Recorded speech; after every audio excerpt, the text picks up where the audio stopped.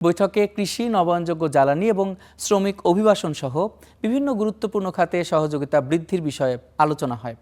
বাংলাদেশের পক্ষ থেকে দেশের শক্তিশালী কৃষি খাত এবং দক্ষ মানব সম্পদের সক্ষমতা তুলে ধরা হয়।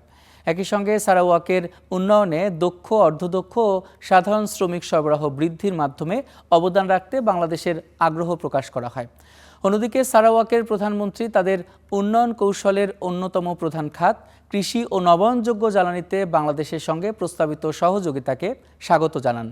এছাড়া বিশেষ করে সৌরশক্তি সহ টেকসই ও সবুজ প্রযুক্তিতে জ্ঞান ও দক্ষতা বিনিময়ের সম্ভাবনাও গুরুত্বের সঙ্গে আলোচিত হয়।